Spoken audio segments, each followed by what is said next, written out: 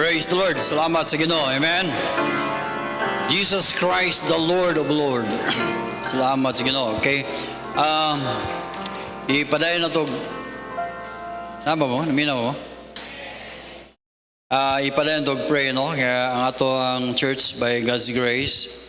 Ang Ginoo magpadayon og supply sa atong need. Labi na gyud ang ato ang solar. Mahimo na atay solar nga atong na-solar ang atong church kay aron makatipid ta sa kuryente.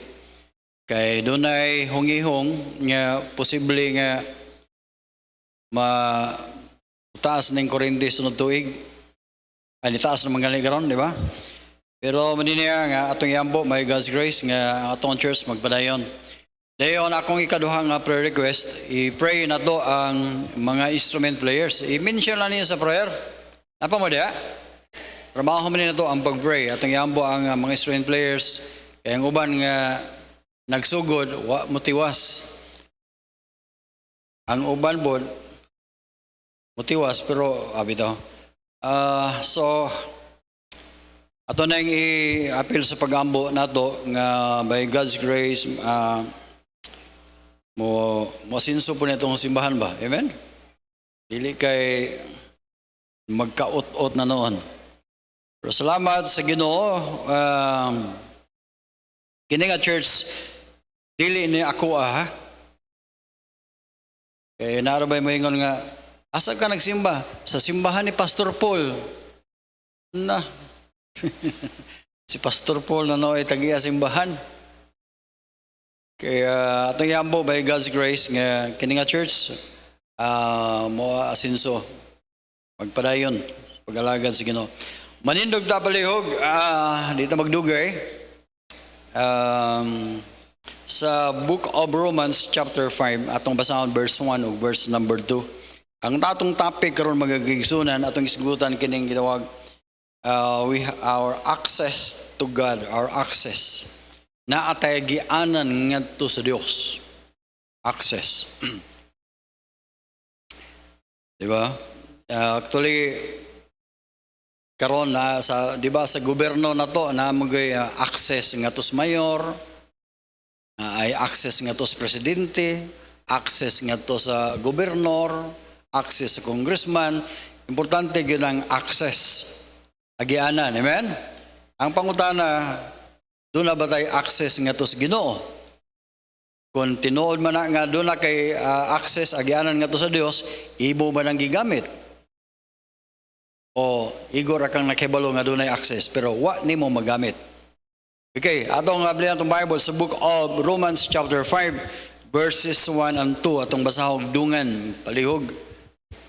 Dayon magbasa gani mo, kanang tagay po nyo kinabuhi, dili kay, therefore being justified, pagbasa pa lang gani, katulgo na.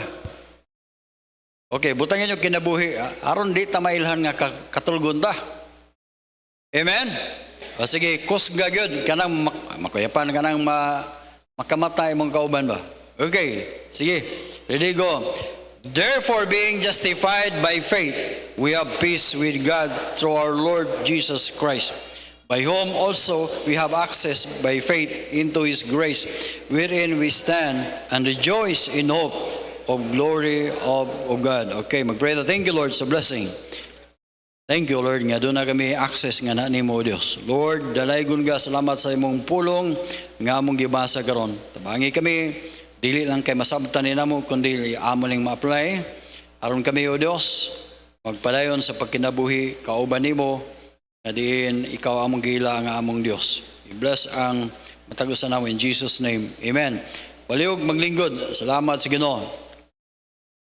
Okay, atong isgutan karon mga kaigsunan kining gitawag access or access to God. Ang atong kining gitawag agianan ngadto sa Dios. Amen. So salamat nga doon na tayo Dios nga nagpaila sa iyang kagulingon nga rin nato. Kaya doon ay mga nagpaila nga Dios, pero sila nga tao nga nag-worship sa Dios, wa sila makasiguro nga naminaw ba ang Dios nila.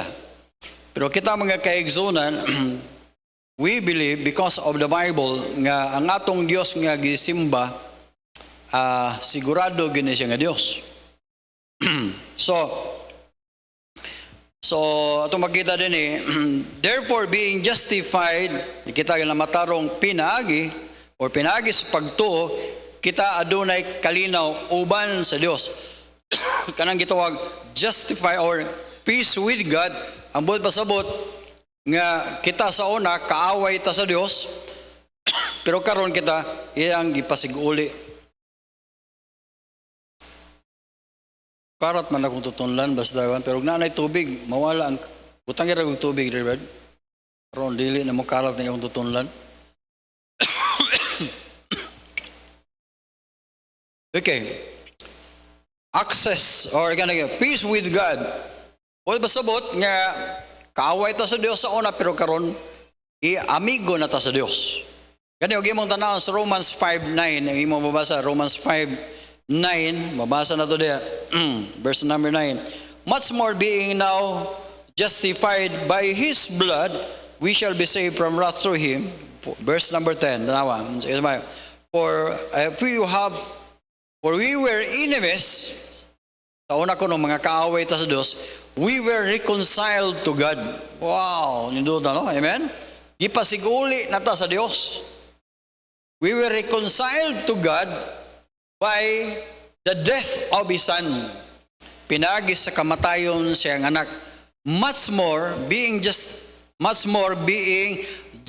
reconciled, we shall be saved by His life. So, salamat nga dili na ta kaaway sa Dios. Kundili amigo na ta sa Dios. Amen?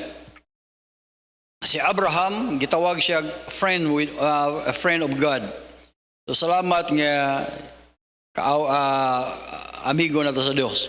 So therefore being justified we have peace with God. Verse number 2, by whom by Jesus Christ also we have access by faith into His grace.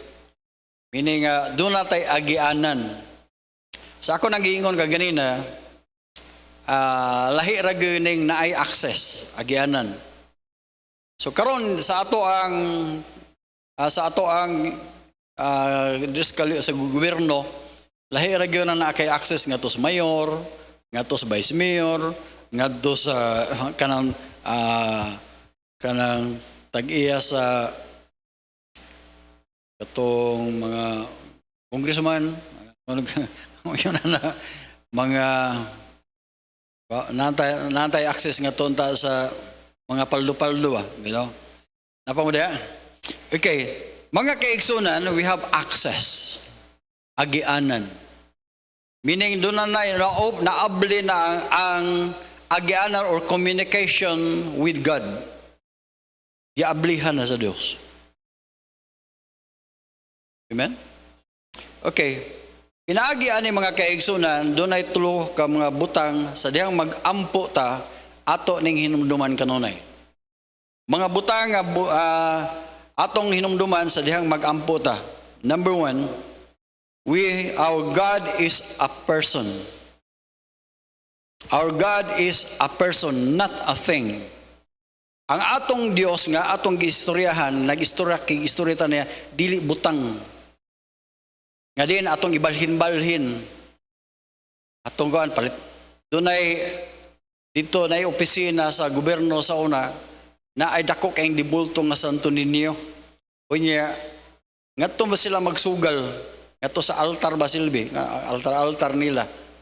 Kunya, sada magsimba, magsugal sila dito, natubang gud ang katang dibulto. Ningin siya, naisa, nga ningon nga, hala, naaman ta nagsugal, Siyahe sa na, ipatalikod lang nila. Ang dibulto, lang ipatalikod. Ay, wala na. Nagtalikod na siya. Padahin to itong sugal. Napamuli ha. Access. Mga kaigsunan, ang atong Diyos is a person. Our God is a person. Not a thing, not a mountain, not dili tree, dili adlaw, dili sa bukid. Mga kaigsunan is a person. So, mayong tag person, ang buot pasabot mga kaigsunan, doon na siya, gitawag siya og usak ka buhi gid siya. Okay. Atong ikumparar sa gitawag gihapog Dios, no? God sa atong taablihan tong Bible sa Book of Jeremiah. Book of Jeremiah chapter 10. Tanawa na, Book of Jeremiah chapter 10. Verse number 1, verses 1 to 10. Ingon siya na, hear ye the word which the Lord speaketh unto you, O house of Israel. Verse number 2, thus saith the Lord, learn not the way of the heathen, and be not dismayed in the sign of heaven, nor the heathen are dismayed at them. Actually, siya nga, ayaw mog awat ngadto sa, ayaw mog sunod-sunod anang mga pagano. Anang pagano or heathen or nation, mao nang mga tao nga tigsimba og mga nagsimba og Dios pinaagi sa dibulto. Pinaagi sa dibulto ba. By the way, ang usa ka pagano, actually naamon talaga mga labuan sa kanana, no. Nagtuo sila nga kanang dibulto or Dios na do, mao na ilang Ginoo. Di ba? So, ang pagano mga kaigo, gimong tanawon sa 1 Corinthians chapter 10. 1 Corinthians chapter 10, verse number 25. Ingon siya diri. Excuse me.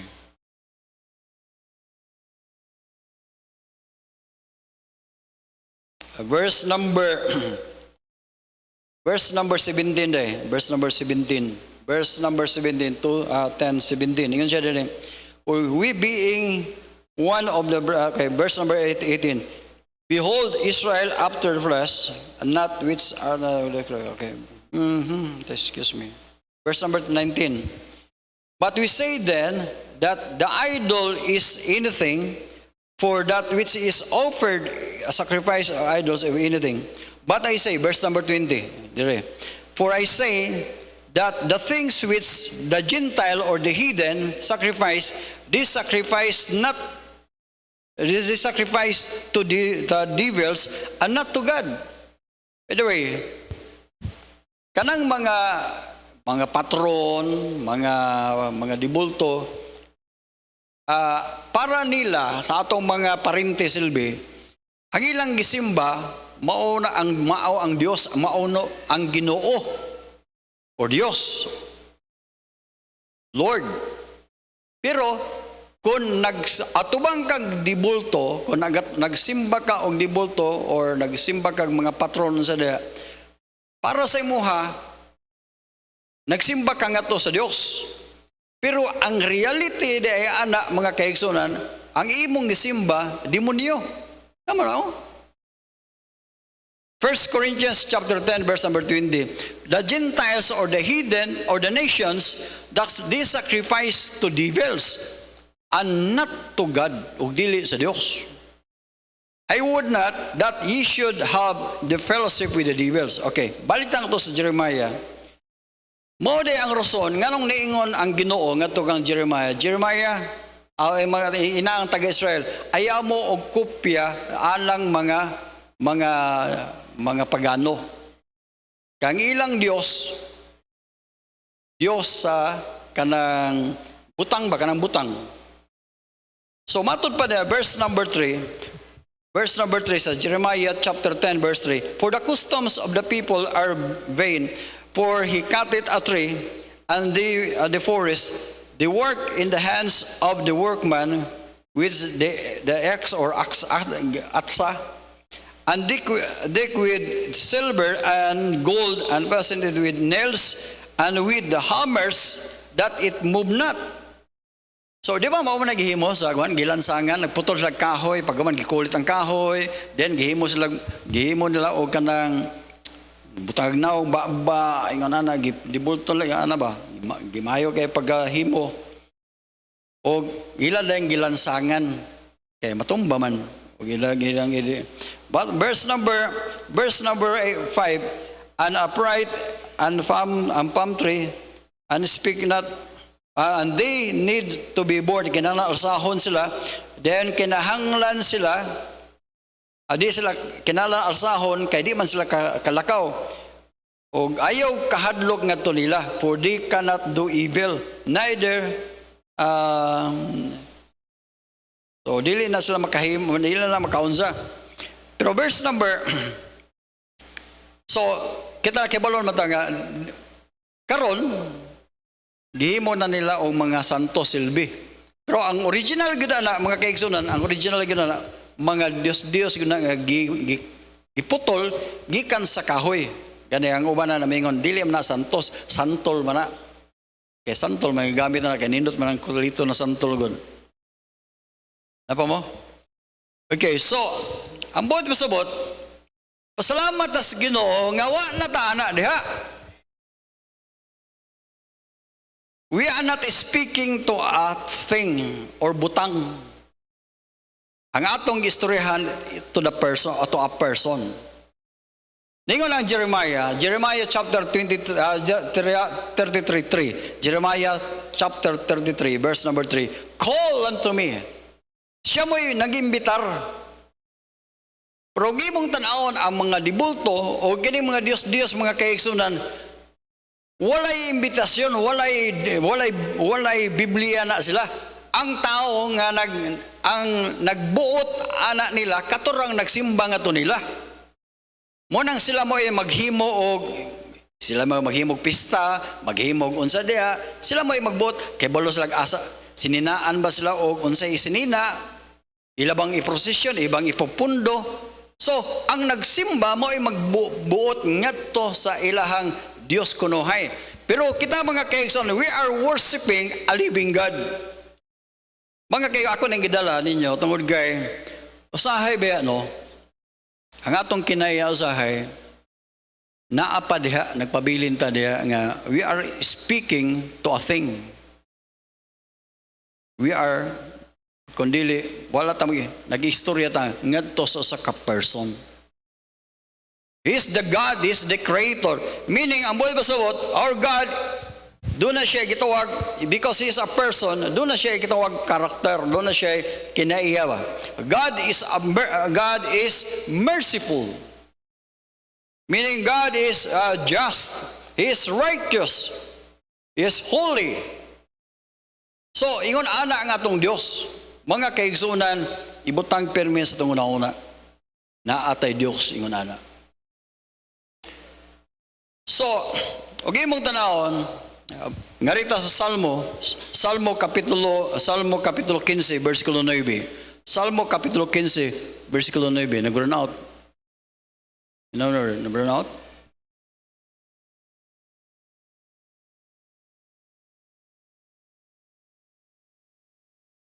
Ha? Nag-burn out ang TV ba? Ang monitor, nag-burn out. Anyway, basahan yung Bible. Kapoy nagbasag Bible, no? Duda ko, ay basa-basag Bible ba? Makabasa lang tag Bible, basta na simbahan. Okay. Salmo kapitulo 15, versikulo 9.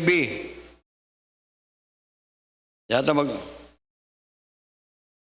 ako mismo din, ano ko ka dumdum asan yung Salmo, asan lapita? Salmo. Revelation, then Salmo. Psalm 115, verse number 9, the Bible says, mo na iniingon sa Bible, O Israel, trust thou in the Lord and as their help and their shield. House of Aaron, trust in the Lord. Ang buhay pasabot, ang Diyos mismo mo'y nanawag, uy, saligi ko ninyo. Saligi ang Diyos. Saligi, the God of Israel, the Creator of heaven and earth. Ayaw mo pagsalig sa inyong kaugalingon. Doon ay Diyos nga nanawag mga kaigsunan. Sa Matthew chapter 11, verse number 28, siya, come unto me, all ye that labor and are heavy laden, and I will give you rest. Siya mo'y nanawag. Siya mo'y nangimbitar. Sige, call unto me. So, So, balik tayo sa Jeremiah, sa Psalm 30, as verse number 10, verse number 12. Chapter 15, verse number 12. The Lord hath been mindful of us, and He will bless us. Siya naghunahuna nato permi. Bisag wa ta maghunahuna sa Dios, ang Ginoo naghunahuna permi nato. Abi nimo, dahil na time nga murag ma-down tas tong kinabuhi, murag frustrated tas tong kinabuhi, hinumduman ginin ako permi nga verse. Murag sometimes ang yawa maingon nga wala na upas na imong ano, mga kaigsunan nagunahuna gihapon ang Ginoo nato. Ang yang una nga rin nato nga number 1, i-bless gid ta niya. Kaya ang tuyo sa Ginoo nga nung gibuhi pata ning kalibutan na para makita ang iyang gahom deres tong kinabuhi. Amen. So He will bless us mo na tuyo sa Ginoo. He will bless us dahil tanawa ba yun sa isunod ni. So Lord, He will bless us, and He will also verse number 13, and He will bless them that fear the Lord, both small and great. The Lord the Lord will increase you more and more, you and your children. Mga kaigsunan, ayaw mong kalimot ang saad. Pero pastor, wala lagi. Mga kayo, dili dyo ko mo to, naaalagi na. Pero pastor, dugay man, naaalagi na. Maman saad niya.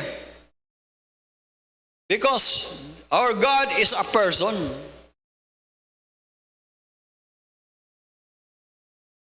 Balik ko na go, basin ba naapaghapon sa itong una nga, pura nag-istorya ako pastor sa hangin? No. Karon lang si manaha mga kaigsoon na nako giampo sa Ginoo, nako giampo dugay na. Pero by the grace of God, atong karon atong Friday gitubag sa Ginoo akong prayer. O gitubag sa Ginoo ang atong prayer, atong Biyernes kagapon. Biyernes day. Atong iampo mga kaigsunan nga naapay daghang mo abot nga blessing. Amen? Mahibaw niya ninyo. Kanakong gingon, naay giampo si pastor nga din, malipay tatanan. Amen? Malipay tatanan. Sa diyang naabot na kan ang pagtrabaho ng laywa. Na malipay tatanan. Pastor, unsa man na surprise matter pala. Nya pastor, og wala day og palitag dili mahinayon, dili na surprise as a prank. Wa tay ayon ang kalibutan na ingon ana. Og wala pa mabot surprise, pag abot wala man palpak man, sa prank. Bitaw mga kaigsunan, dili ingon ana atong Dios. Unsay ang gisaad, unsay ang mga kayo tinuod gyud ang Dios. He is a God, a person. Then so mga kaigsoon. Then number 2. Ato is very simple na mga because we have, remember this, when we pray, we have access to God. Unsa man siya? Number 2. He is a powerful God. We have access to the powerful God. Usa ka Dios nga din gamahanan nga Dios. He is not an ordinary God. He is the creator of heaven and earth. All things were made by Him. In Colossians chapter 1, verse number 16. All things were made, and by Him all things were created, and in Him, in heaven, that are in the heaven and that are in the earth, visible and invisible, whether there be thrones or dominions and principalities or powers, all things were created by Him and for Him. He is the creator. He is powerful God. O Luke chapter 1 verse number 17. Luke 1:17. Tingnan ang Bible. For with God nothing shall be impossible. Why? Because He is a powerful God. Mga kaigsunan, we are talking to a person. That person is a powerful kamahanan ng Diyos. Actually, sa panahon ni Jeremiah, gingnan ng Jerusalem. Gingnan ang Jerusalem. Oy, pag inulsol mo, mga tribe of Judah, pag inulsol na mo. Pag inulsol mo, kay moabot ang time nga, doon ay Chaldeans or kanang the empire of Nebuchadnezzar musulong sa Jerusalem. Sunugon ang Jerusalem. Sunugon ang Jerusalem niya, himuong bihag ang mga tao, himuong captives ang mga Hudyo. Dahil ang mga tao dili sila motuo. Kay para nila imposible. Imo mabasa na mga kaigsuan si Jeremiah chapter 32. Digitubag dayon pinagi ni Jeremiah ang mga katawhan sa Israel. Is there anything too hard for God? Imo mabasa Jeremiah chapter 32 verse number 27. Ningon Bible, behold, I am the Lord, the God of all flesh. Is there anything too hard for me? Mga kaigsunan, ibutang permis ng mind. We have access to God. Doon natin agalan nga to sa Diyos. We have problems, so many problems itong kinabuhi. Doon ay mga butang, ibutang ta sa Ginoo sa usa ka gitawag og sitwasyon nga para nato muragwa na solusyon. Matod pa sa kanta, insya nga God will make a way when it seems there be no way. Mga kaigsoon, para na itong muragwa na gila, wa na agianan, muragwa na gyud. Pero mga kaigsoon, God will make a way. Doon ay times itong kinabuhi nga butang taana nga sitwasyon. Butang taana nga klase nga trials. Pero manining hinumduman na to, God will make a way. Kana nga kanta dili na sa mga Pentecostal para na itong mga anak sa Diyos. Amen? Now, 1 Corinthians chapter 10. 1 Corinthians chapter 10, verse number 13. 1 Corinthians chapter 10, verse number 13. There hath no temptation or trials taken you, but such is common to man. But God is faithful, who will not suffer you to be tempted above that ye are able. Para sa tuwa, murag dili na to kaya mga kaigsoon. Pero mga kaigsoon, wala kagitagaan o pagsulay nga dili nato madaog na mato pa niya ingon siya that ye are able, but with the temptation or with the trials are also make a way to escape. Dunay way, dunay dalan naari pamaagi para sa tumuragwa na pamaagi. Mga kaigsoon, dunay pamaagi ang Dios. Mga kaigsunan man niya, ayaw mo discourage. Pero pastor, wala naman. Kanang yung mga imposible kasi yung pamilya nga, pastor, lisod ka, mga kaigsunan, mintras buhi pa ka. Ampolas Ginoo. Karong si manaha mga kaigsunan, lunay tao nga akong naistorya. Siya, pastor, grabe na akong iampo. Pero by the grace of God, ito bagragad sa Ginoo. Para sa ko, pastor, discourage na ko. Pero, karong nga simana, siya pastor, naaragad, gihatag ragad sa Ginoo. Wow.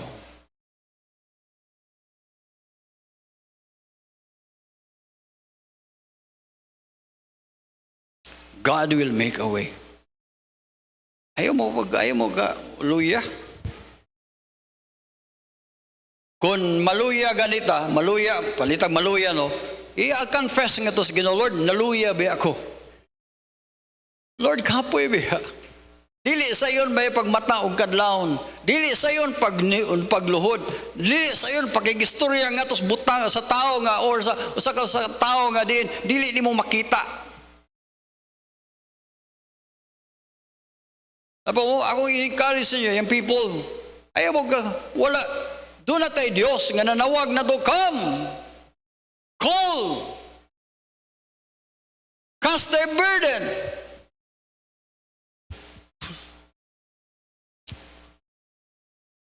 Tinood ang Diyos mga kaigsunan. He is a powerful God. Then last, remember this, when we pray, remember we are the people of God. Mga katauhan to sa Diyos. Amen? Pagkanindot. Dalawa, sa Ephesians chapter 2, verse number, Ephesians chapter 2, ako lang yung gibalik-balik. Gibalik-balik naman yung nag-preach. Na-memorize naman. Nga nga, bahala mo, di mo ma-bless, basta ako na-bless ko, ano eh. Bahalag masumhan mo, ano ako masumhigad, ano eh. Kada time nga, murag, para sa ko, murag, lisod, pero mo, ginaya akong versikulo yun. Dalawa, verse number 11, Ephesians chapter 2, verse number 11. Ako gining pahinumduman permi akong kagulin. Wherein, remember, that being in time past, una ko no, we are in Gentiles in the flesh, but we are called circumcision, but that which is called circumcision in the flesh, made with hands. Verse number 12, but that at that time you were without Christ, being aliens from the commonwealth of Israel, and strangers from the covenants of promise, being having no hope, without God in this world. But now in Christ Jesus, ye who sometimes were far off, are made nigh by the blood of Christ. Pagkanindo na. Wa tay kapuluslanan sa una mga kaigsoon. Layo kay tas Ginoo, pero karon we have access by faith. Ato ding pahimuslan mga kaigsunan, yung people ako mong encourage ninyo, ayaw mo kaluya. Kung mahimo, paghuda-huda mo, dako paking time ninyo, pangita mo, Say, kapuyan na kayo mo mali mo minaw sa kuha ni. Pero ako mong i-challenge mga kaigsunan, we have a great God. Ang Diyos nga God, we are the people. Verse number, asan naman talapit? Iyang i-abolish. Verse number 16, that he might be reconciled unto God. Verse number 19, itong laktoron, verse number 19, now therefore ye are no more strangers and foreigners and fellow citizens, but fellow citizens with the saints and of the household of God. Tiyaw mo na, apil na tao here. Imo i-claim sa Ginoo, Lord, imo biya akong anak, imo apil biya ako sa imong tao, Ginoo. Mintras buhi pa ta, mo ginhawa ba ta, atong i-count atong kagalingon katawhan ta sa Dios. Apil ka anak. Pero pastor, murag mga kaigsunan, mauna ni. Iyon pa siya, and built upon the foundation of the apostles, the prophets, Jesus Christ himself being the chief cornerstone, in whom also fitly framed together, grow it only unto he and the holy temple of the ghost of the Lord, in whom ye also are builded together to an habitation of God through the Spirit. Gimong tanawon mga kaibigan, napagid rin. 1 Peter chapter 2 verse number 19. 1 Peter chapter 2 verse number 19. Dahil ng Bible. 1 Peter chapter 2 verse number 19. Nabutam na ako ang monitor. 1 Peter 2, 19. The Bible says, verse number 9. We are chosen generation, amen? A royal priesthood, a holy nation, a peculiar people, that ye should show forth the praises of him who hath called you out of darkness into his marvelous light. Tanawa, verse number 10. Which in time were not a people, but now you are now the people of God, which had not obtained mercy, but now we have obtained mercy. Wow. You claim, ato na i-claim, mga kaigsunan. In closing, maniniya, open with me in the book of 2 Kings. 2 Kings chapter 19, verse number 14. Actually, ang ako lang ikuha ng background rin. Sa panahon ni King Hezekiah, ipalibutan sila sa gitawag the king of Assyria, nga mao si King Sennacherib. Kunya atong nga time, ang Jerusalem gipalibutan na, pinagi sa ni King Sennacherib sa Assyria. Kunya nagpadala siya og sulat, nagpadala siya og sulat ngadto ni King Hezekiah. So, murag gibuli sila ba? Gibuli. Kaya mo na, ang ilang soldier, ang ilang sundalo, kapin sa hapit mag 2,000 soldiers. Hapit mo 200,000. Imo mabasa diri. Nabuang naman yung agwangan. Ano naman na? Nabuang ni? Anyway, sige lang.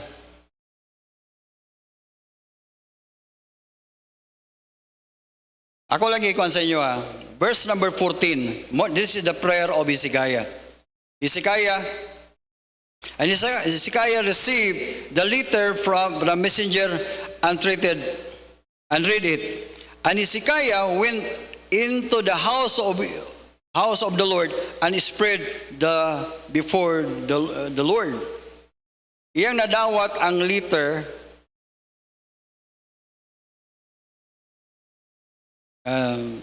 the letter sulat. Iyang ang sulat nga murag pagbuli ba. Verse number 15. And Hezekiah prayed unto the Lord, O the Lord God of Israel, which dwelleth between the cherubim, thou art the God even alone of all the kingdoms of the earth. Thou hast made heaven and earth. Verse number 16. And bow thine ear and hear. And siya, O Lord, bow thine an ear and hear. Open, Lord, thy eyes and see and hear the word of Sennacherib, which hath sent him to reproach the living God. Ibugal-bugalan. Wa mo kibalo sometimes, no? Tingali di lang makta kadungog sa itong mga silingan, pero gibugal-bugalan ta silingan na to. Napa mo? Amen? Kisa nakadungog mo yan, bugal-bugalan mo, or hilom lang, kay hadlok sila ninyo. Pero mga na, hala, simba-simba na po mga baptist. Mga pordoin mo do, sige bughatag og tayo sa offering diha. Di ba, yung na? Sa unang palahubog pa ta, sa unang mga apil pa mo sa mga marites diya, wagi mo kuha ninyo. Pero karon nagtinarong ka, daghang kayo mo, bugal-bugal. Oh, asa naman ninyong Dios diya, nagubot naman lagi mo sa inyong, nagubot naman lagi inyong pamilya, mga kahigsunan. Ayaw mo kahadlok yung gigubot ang atong pamilya, pamina mo. Ang gubuton sa Ginoo kanag yung mga pamilya na to, pangingkamot gyud ang yawa, maggubot ang atong pamilya. Kaya nga naman, iha man ta sa Dios, di man naggubuton ng iha sa yawa. Di ba? Mga kaigsunan, ako nakita, no, sa akong kinabuhi, nagay mga timing ko na, pero ayaw mo ka-discourage. Say, bulihon ta daan ba? Bulihon ta ba? Naunsan na sila ba? Naunsan na. Ayaw mo ka-discourage sila. Talawa ni Hezekiah, ibuli siya. Ampo siya nga to sa Ginoo. Ang naitabo, to make the long story short, tanawa, unsa nitabo. Verse number, ako lang shortcut ni. Verse number 32. Therefore saith the Lord concerning the king of Assyria, he shall not come into the city, nor shoot an arrow there, nor come before it with shield, nor cast a bank against it. Subot ba subot? giingon ningon ang Ginoo ngadto ni King Hezekiah. Ani pinagi ni prophet Isaiah, siya nga ingna na si King Hezekiah walay usa sa sundalo nga makatira sa iyang pana ngadto sa Jerusalem. Walay isa nga makasulod dito, walay pana nga makasulod. Wa gi maka Lakto nga pagkisa, why makahilabot ninyo diya? Diyo mo na, huwag mo tanahon, gipalibutan na sila, palibutan na ang tibok syudad sa Jerusalem. Kunya, sige, katawa ang mga tao, naa na sila, nagkampo na sila, naikampo nila, naa sila nagluto sa kilid-kilid, o niya, nagpaabot sila response ni Hezekiah nga, musrender sila. Pero abin mo, gitdungog sa Diyos ang ampo ni King Hezekiah. Iyang gingon na, ang gingon na yun. Ako lang i-previewon ka nga verse 32, 19. Therefore, thus saith the Lord concerning the king of Assyria, he shall not come into the city. Di siya makatunob dito. Nor shoot an arrow there, nor come before it with shield, nor cast the bank against it. Di sila makairog, di sila makabsulod. Unsay nitabo? Basa 35. Verse number 34. Verse number 34. For I will defend the city to save it for my sake, for my servant David's sake. Siya, ako na yung dipinsan. Kung mga kaigsoon pamina mo, katawan ba ito sa Diyos? Amen? Katawan ito sa Diyos. He is our power. God is powerful God. Then sunod, tanawa, unsay nitabuhan eh. Verse number 35. Tanawa. And it came to pass that night that the angel of the Lord went out, smote in the camp of Assyrians 140 and 5,000. Ilan naman na? That is 185,000 patay. Usa lang ka angel, 185,000 gipatay sa angel. Basta nagkabuang kog uli si Hezekiah, si King Sennacherib. King Sennacherib.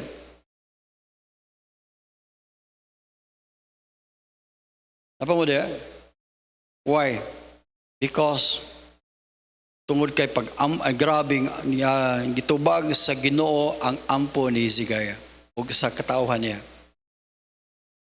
Amen? Ako mong i-challenge mga kaigsoon, doon na tayo Diyos, the God of Israel. 185,000. Praise the Lord, amen? Nindog dapat tanan palihog. Praise the Lord. We are saved and we have the God of Abraham, the God of Israel. Paminaw mo. Dili na ni wali roy. Usay kini nga kung wali rin, decoration ra ba? Decoration ra.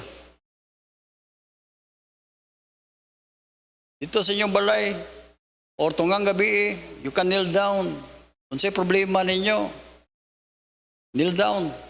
Ampong ito sa Ginoo, God, Lord, grabe yung problema na ko. We have the God of Israel. He's not a thing, but He is a person. He is a powerful God. We are His people. Thank you, Lord, sa blessing. Thank you, Lord, sa imong faithfulness. Lord, i-bless ang mga mensahe na diin amo ning ma-apply sa mong kinabuhi. Salamat nga we have an access by faith into your grace, into your throne of grace. Thank you, Lord, for being our Lord, the King of Kings. Salamat kay Ginoo. Ikaw ang among Dios. Faithful, ikaw mo'y nangimbitar, ikaw mo'y nagsaad, ikaw mo'y nagingon, just call unto me, and I will answer. I-bless ang matagusan namo. In Jesus' name. Praise the Lord, amen.